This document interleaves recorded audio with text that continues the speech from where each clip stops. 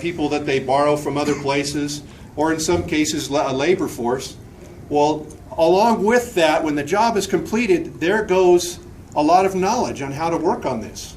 So my philosophy is we do everything in-house, everything we possibly can. And we're going to do it all, most of it, as much as we can ourselves. We're going to learn how to do it. A lot of it, I've got experience doing it, others have done it, or maybe we've read about it. I mean, how often do you drive big rivets? I mean, who around here really does? There's fewer and fewer people with that heavy type of industrial skill set. So we're going to buy the tooling, we're going to source all the equipment, we're going to do it ourselves. And it's darn fun too. It's a lot of hard work. I'm not, everybody understands, how much hard work it is. So now we're forming this plate, and there it is. So we take this plate, once we got it formed, and rather than drill holes in it once it's there, we take it, we put it on our big mill, and we machine these holes in there. And some may say, oh gosh, you guys are such perfectionists. But when you're fitting something together, the closer tolerances you can make and the more accurate fits you can have for all these welded joints, the better quality job you'll have in the end. Because every one of these surfaces here, this becomes a weld line. We're going to weld that to that piece of plate that we're going to marry up with it. And if we ground it by hand with a grinder, and we tried to be as close as we could get, it's not going to be really exact. And so your weld is going to flow through there. And it's just going to continue to be exaggerated. And what you're going to end up with is something that you may not be happy with. Now we've got that plate fit up in there. And once we've welded all that up, that plate fits right in there. We don't have to heat it with a torch. We don't have to get a come along, a chain. We don't have to get a big sledgehammer. And it fits right in there. Now we're going to ream the holes out, make them all the correct size, and we put in what's called a fit bolt. And that bolt holds that together. And every one of those holes is fit with a fit bolt, tightened right down. And when it comes time to rivet it, we warm everything up, we got our forge out, and it takes all of us to rivet, because there's a job for everybody. We've got, one of my Boilermakers is a great farrier. He shoes horses. He's outstanding. So you can imagine the job he's doing. He's running the forge. And we got a couple people on quality control monitoring the temperature of the rivet, because that's important. It can't get beyond a certain point, and you can't drive it if it gets below a certain point. So the quality control aspect of it, we document that. We have everything, all the I's dotted and T's crossed.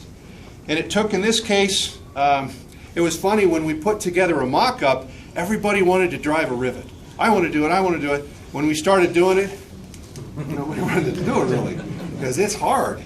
And it's, it's like, I was a machine gunner in the military, and that's the closest civilian thing I've done to holding an M60 machine gun. And I have to say, an M60 is a lot easier than that 90 gun. So it's fun, so to speak. Now we're going to take these firebox, the corner pieces, and these represent a real challenge, because they're a tapered cone, and they've got two flat transitions offset from each other. So you just can't lay it out, do some geometry, lay out your bend lines, and put this thing in the brake and press it, because it all kind of comes together as this converging cone. And we bought extra firebox plate, but we just as soon hit it right the first time. So what we did is we got a piece of steel, and I brought a piece of that over here. It's from the side sheet, and we're gonna do some analysis. Austin is great at trig and calculus, and we do a lot of that because the old books have that. When you go through the Boilermaker layout, and it tells you how to lay this out, there's a lot of geometry in there. Figuring out all the angles, how much does it deflect, how much does it bend. So we go through and get all that figured out. We make a template, and this big frame here is actually a representation of the piece that we're going to put in there. So that top piece is made exactly to the weld line in the top. The bottom piece is exactly the weld line on the bottom, and they're welded together very securely. So now we can take that piece, and we know exactly where to bend it. This particular type of firebox plate is designed for what we call flanging. It's designed to be formed. So it's a good quality grain structure. It's designed for locomotive fireboxes. It's code material, meaning that it has to have that material test report, and that identification number has to stay with it. Then we make some forming dies, and I brought one of those too. They're quite heavy. We will draw in CAD these plates, and then we take, when they cut the plates out for us, very accurate. Then we'll get the plates back and weld them together, as you see here. And that serves as a press die. You've got a male and a female. And we can use those forming dies in our hydraulic press to now continue to form other pieces opposite what the press brake did. So you can see we broke it this way. We've got all these successive bends. Now we have to curve it. And we do that with the male and female forming die, 75 tons on a 100-ton press, every one of them. And we lay that line out, and we move it through, and you manipulate it by hand, and you make that bend, you form it, and you continue that process. Because not only does it fit like this, at the very bottom it has to bend inward to match up that piece that we've riveted in.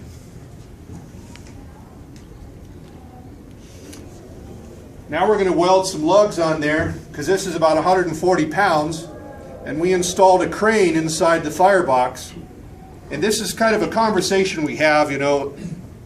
We'd like to be able to get it right the first time, but you've got to make a lot of little adjustments. So we put that crane in there, because you lift that thing one time, you're worn out. So we dolly the thing over there, we craned it in and out of there. I bet you one day we had that thing in and out 15 times. And so it's not demoralizing to everybody. You know, I volunteer to stand in there and run the crane and move it up in there and try to muscle it over in position so the other guys can take a break. We just hand fit it and get it in there. There's the other side. And now we've got the back corners and this door sheet piece here. Well, we've got to drill all these complex holes in that sheet that's got all these breaks in it, plus it's on a radius. How in the world are we going to do that?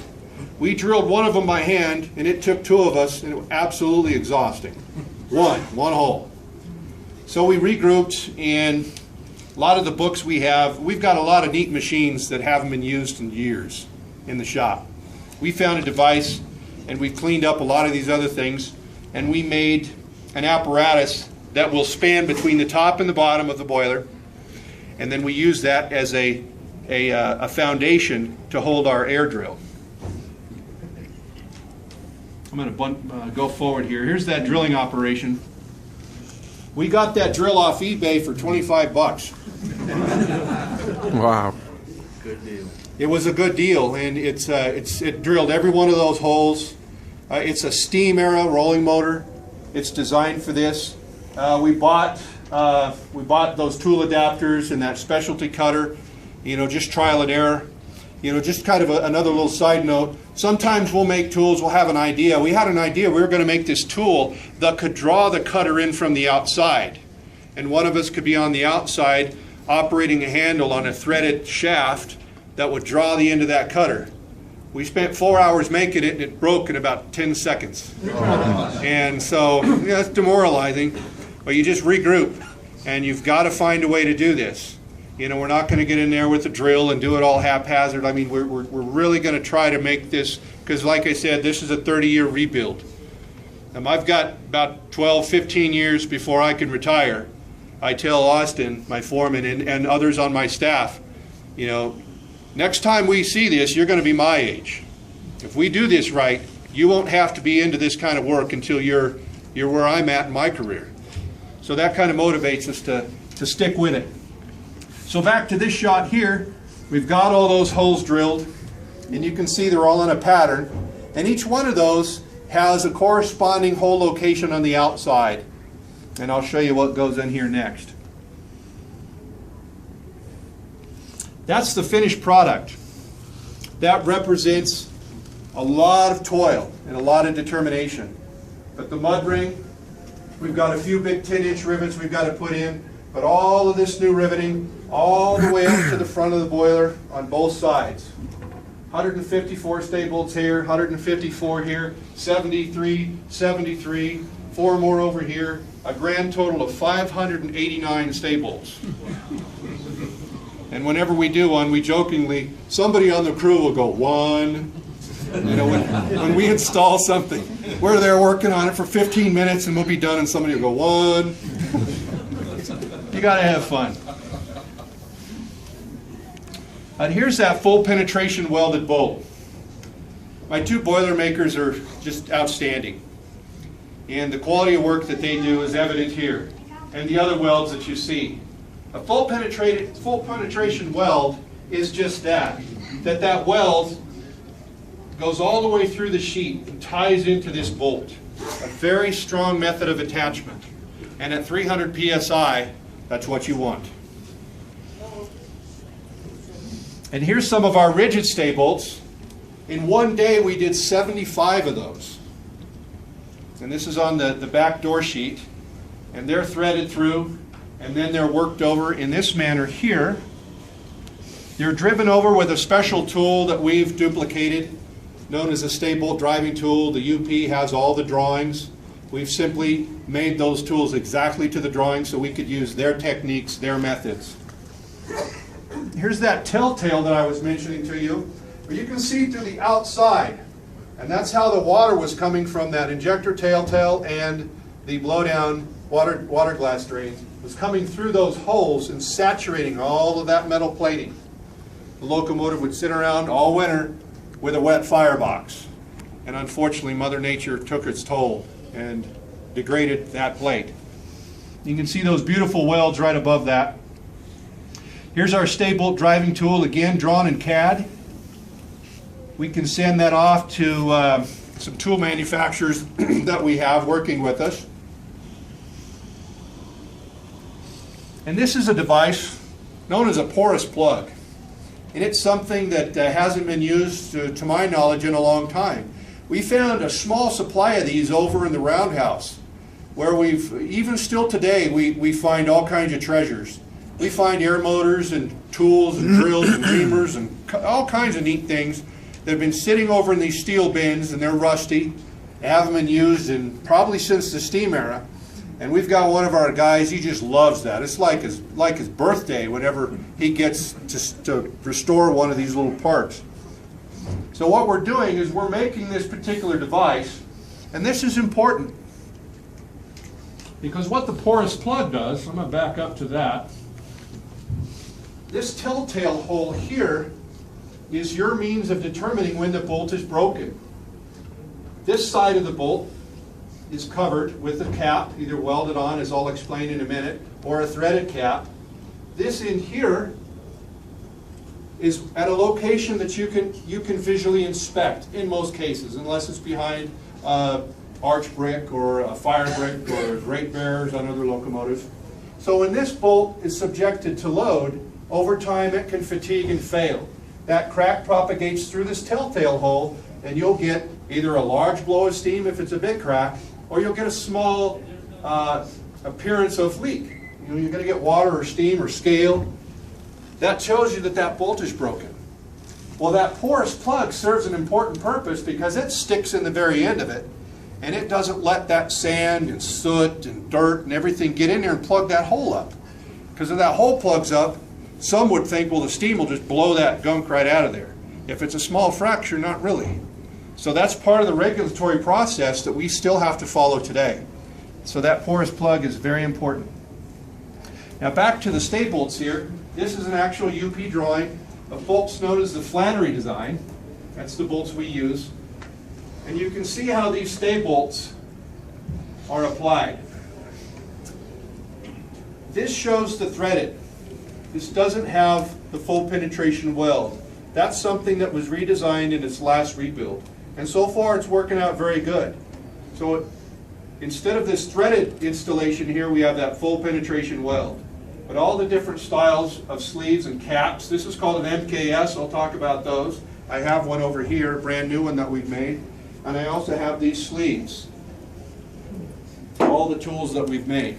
It's kind of fun when we get pallet loads of these components that we're having made.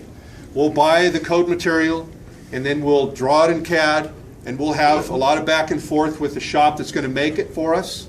Then they'll make us a few test pieces, and if they qualify and we approve them, they'll mass produce a whole bunch of them for us. And they show up in these, big truck shows up, and we forklift these things off of there. We're all over there going through them, looking at them. I put a bunch of them on my desk. They're really neat. And there's a KJ flexible stay bolt. We put some layout dye on there just so we were doing an experiment. We wanted to make sure that it fit the way it was supposed to. And there's one of those big boxes, all heat treated, case hardened, ready to go. And that center part, in half of this part on the right side, we've already installed in the locomotive. All three of those compartments were full to the top. And here's some stay bolts. The center one came out of the 844. This one came out of the 4014. This was a piece of stay bolt stock that we had in the shop as part of our inventory. And we did an experiment to determine where the telltale hole was, because you want it to be as close to the center. Well, unfortunately, this one is a little bit off, so we're not going to use that one. We also don't have the paperwork on this, therefore we can't use it unless we go through a process to qualify the material. And because it's not made really the way that we were looking for, it's not really usable for us. We're just going to make new parts. Unfortunately, this one doesn't have a telltale hole. That came out of the 3985. And I've got that one over here. But again, just going through, just doing a little bit of investigative work, looking at things, verifying it's this way or maybe it's not.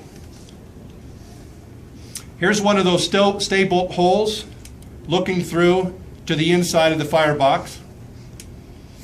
And here's the new KJ flexible stay bolts all in the back corner. Every one of those is inserted in here, held securely, and then welded on the inside with that full penetration process.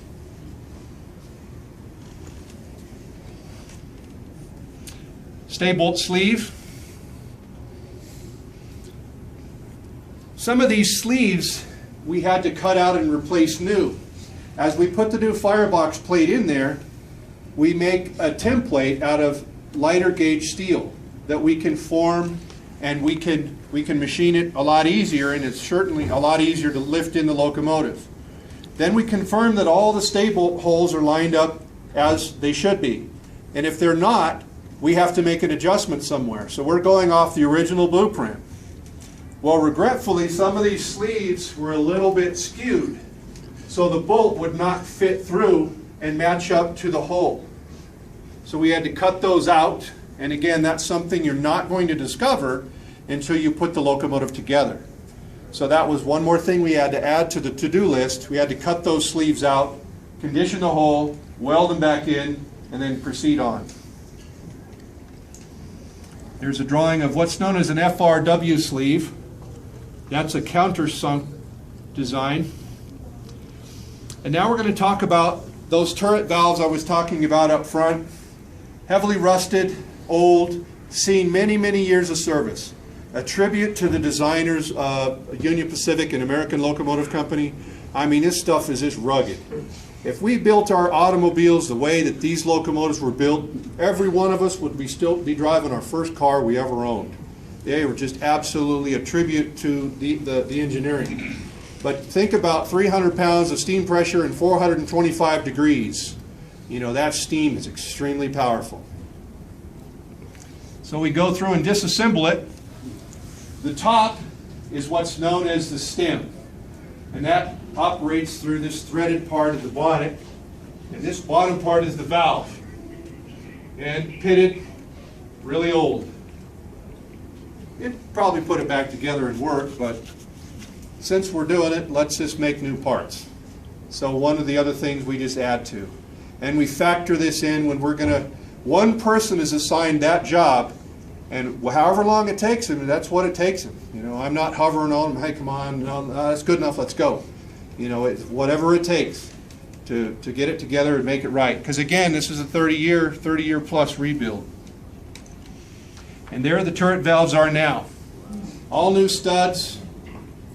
This is that stem right here. New packing nut, new gland. All new studs, nuts, all new studs here. These are machined, and that operation takes a long time. And that's just how steam locomotives are. You know, if you're looking to just get it together, if you're looking to, come on, this is taking too long, it's probably not going to work out too good for you to work in that shop because it just takes a long time. We got to set that hold.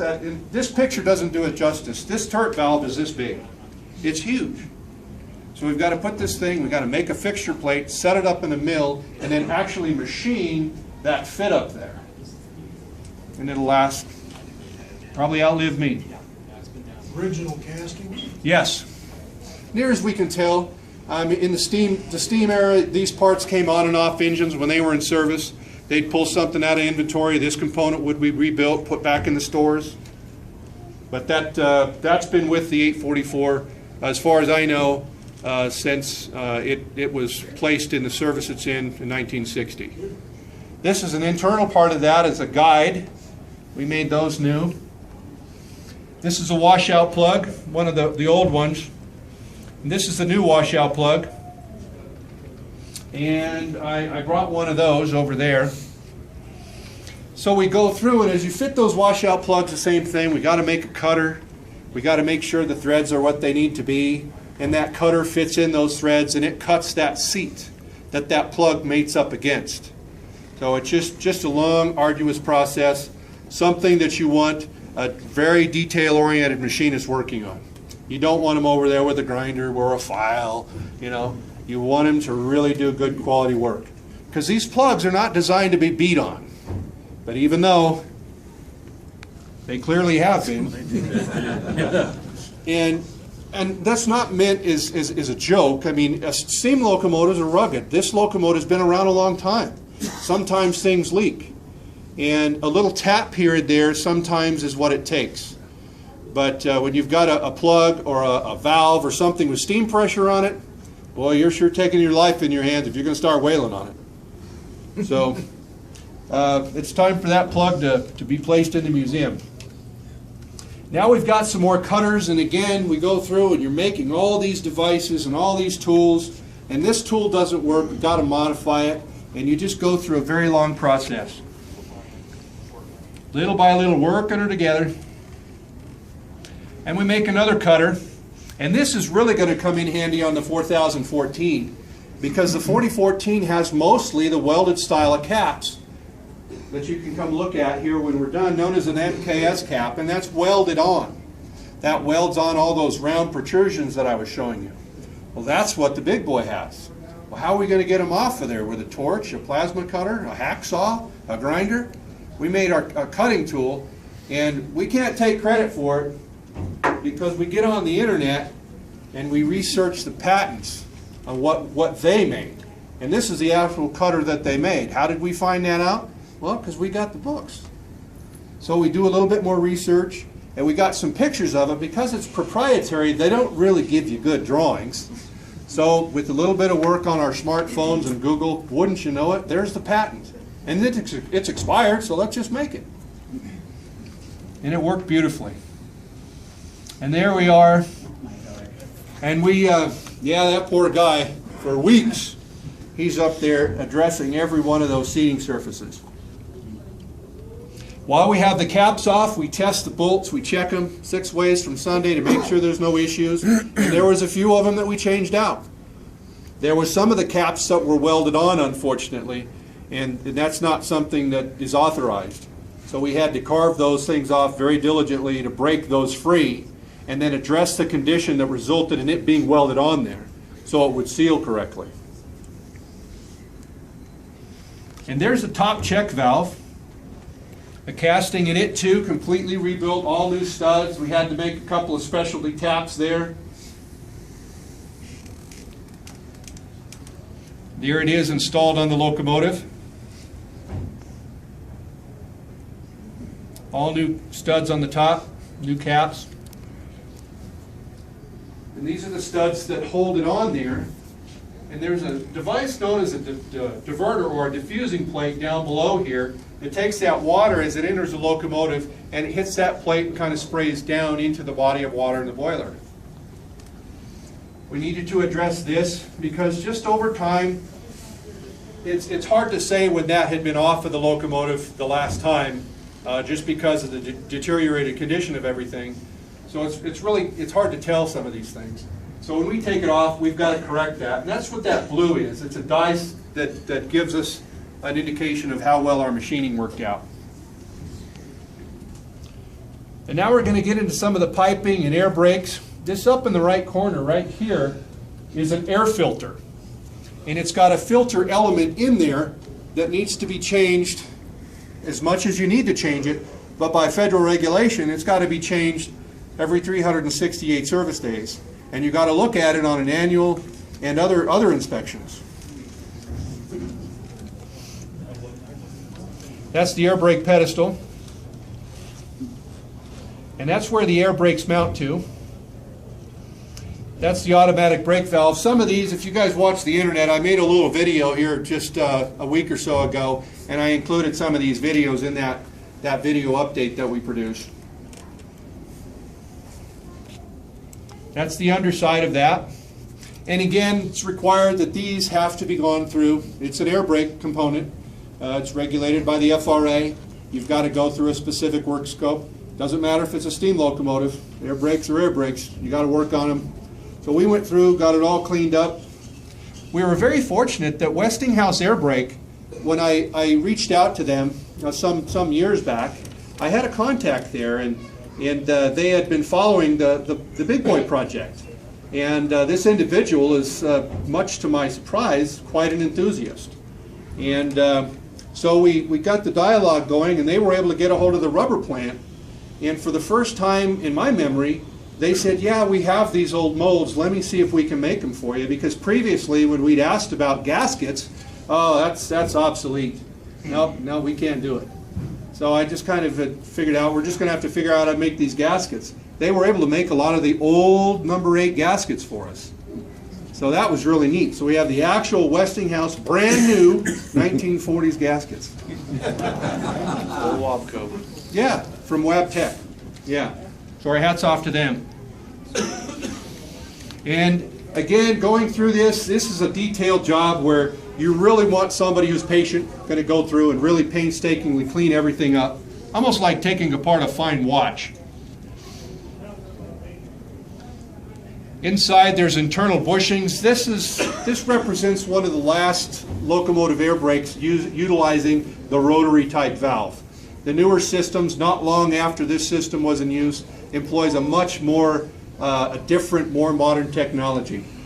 Well, these rotary devices, of course, they wear, so we took the bushings out, put new bushings in. So they're again, I mean, this air brake system, and it's the same air brake we have in the 3985 and the 4014. So we're going to rebuild all that the same way. We already have all our own tooling and gaskets. So coming together, here's some of those brand new Westinghouse gaskets right there with the Westinghouse name on it. Box full of little wasp traps. This is a valve inside what's known as a distributing valve. And that is a very important part of the system. It didn't look like that when we took it apart. And there it is inside the distributing valve. And back here you can see we've got that internal area there all cleaned up with a special insulating varnish. There's a feed valve. That controls the pressure to the brake pipe. Very important. It's a high capacity regulating valve. And that's what it looks like when she's all ready to go back together. That's one of the gaskets that clearly wasn't serving its purpose. But there again, a tribute to the locomotive design. It's amazing that stuff still works. You know, and it's designed that way when you read the air brake books. And Westinghouse put some very comprehensive booklets out to train, mainly geared toward engineers, the operating aspects, but there's a lot of good mechanical information in there. It wasn't the rebuild manual, but it explained how those things work. Here's that filter I was talking about. I don't think they've made that filter for a long time.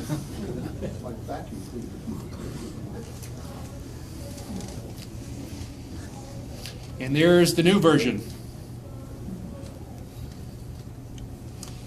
Yeah, we put a K&N filter in there. For those hot rod guys in here.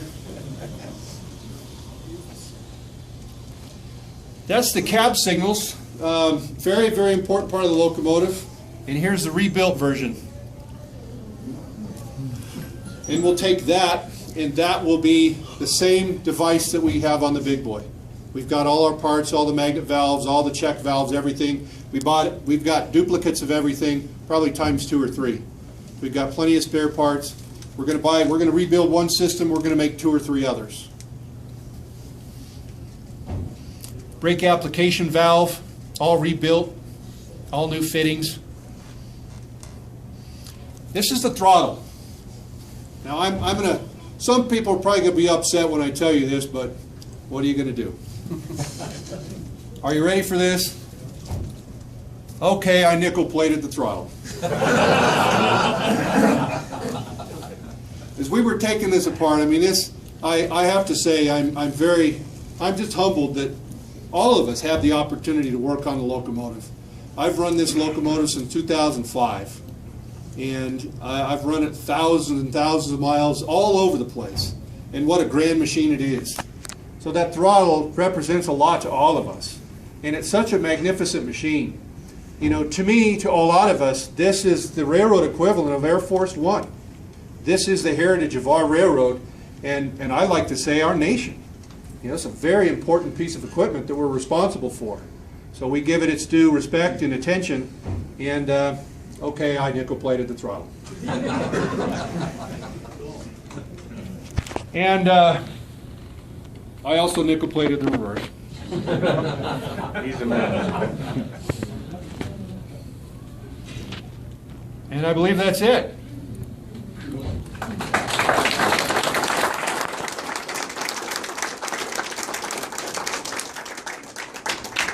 Thank you, everybody. Well, how did I do? Is an hour? Yeah. All right. Very good. All right. Thank you. Do you have a Very welcome. nickel paid to do small stuff? What's that, sir? I got small HO wheels, brass that need to be